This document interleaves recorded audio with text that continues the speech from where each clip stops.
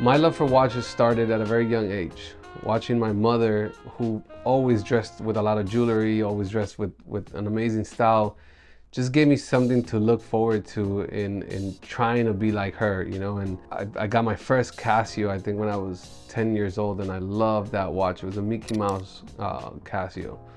And then as that time evolved and G-Shock became like a huge thing, and everybody was wearing the I-style G-Shocks, and I grew up loving hip hop, and so watch culture was big in hip hop first with the G-Shocks with Kanye, and then it went to Jacob and Co, the 5 time zones. And so, you know, growing up I always wanted to have a 5 time zones, and then it evolved into, you know, Rolex and Audemars as urban culture started to get used to looking at these brands, especially AP, which at the time wasn't a big brand like Rolex. As hip hop started embracing AP, I just fell in love with the look of an AP, and I fell in love with everything Kanye or Pharrell wore. And so I worked my way into buying my first Rolex and then kind of growing the collection from there.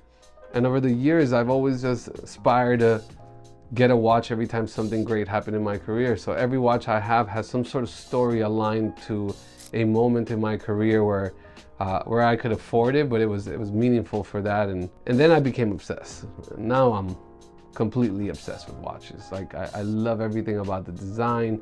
It's not even about the hype. I'm actually like more about the rarity or the how different it could be and what it stands for, the story. The narrative always got me. I always say, like, if you want to sell me a watch, tell me a story about the watch, and you got me. So that's where we are today. I would consider myself definitely a collector, but it's an obsession. You know, it's an obsession not about value or price. It's an obsession about design and a work of art, honestly, because that's what I think watches are, just an incredible work of art that you actually get to wear with you every day. And as you could tell by this room, I love art, I love design. So the fact that I get to wear it on my wrist every day just makes it a no-brainer for me. So I think a large part of the early collecting I did was really based on hip hop, right? Like, you love Rolex because everybody was wearing a Rolex, right? Then you started loving AP because all the rappers started saying that AP was the one to have. And then you would look at the magazines, because at that time there was no Instagram. So you look at the magazines and you'd be like, oh, I love that watch. What is that?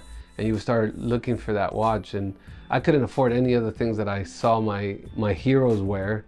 But I started with a Rolex, and that was my first watch, which is actually here. So it's a two-tone Rolex GMT. And I bought this in Mayors, when you can actually walk into a store and buy watches. That doesn't happen anymore. And then I lost my job.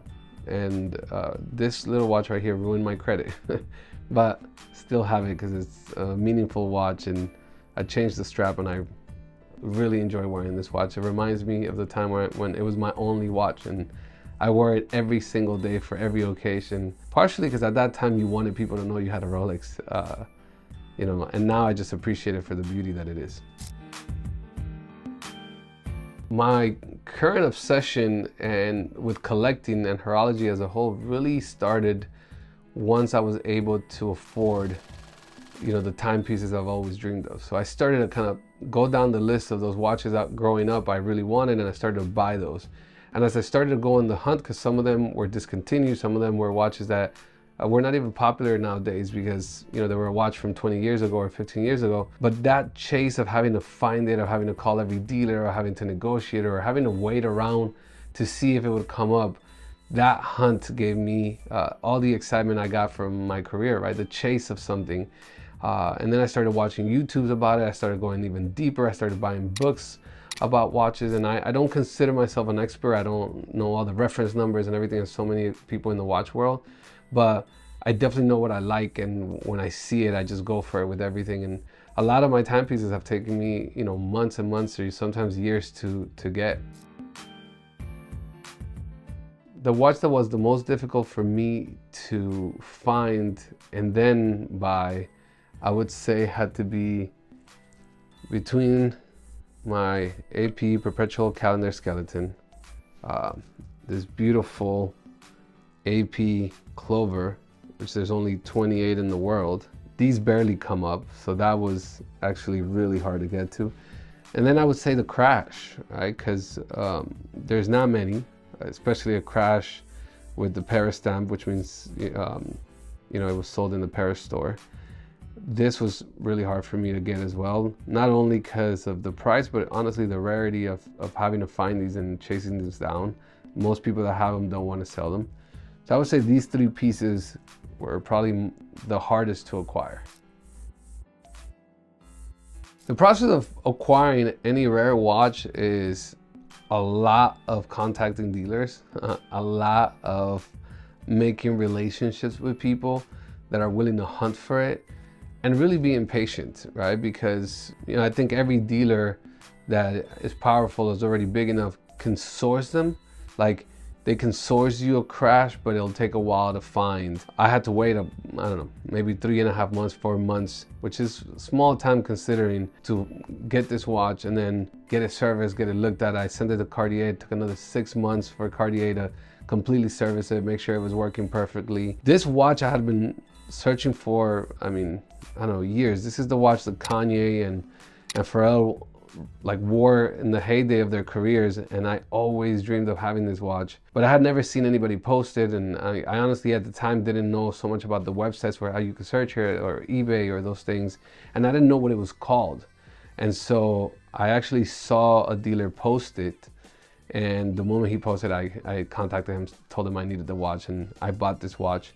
And then this only 28, so it's really hard to even find it, right? I think this just happened to fall in my lap. It's one of those watches that I thought were so beautiful, but never even really considered buying it because I thought it was impossible to get. This a watch you see in a book. So when my guy Yanni from Material Good hit me about this watch becoming available, I jumped at it. I mean, it's such a cool watch, the Clover design, and I just had to have it. It's 28, you never really see it. I'm really into vintage watches now more than anything else.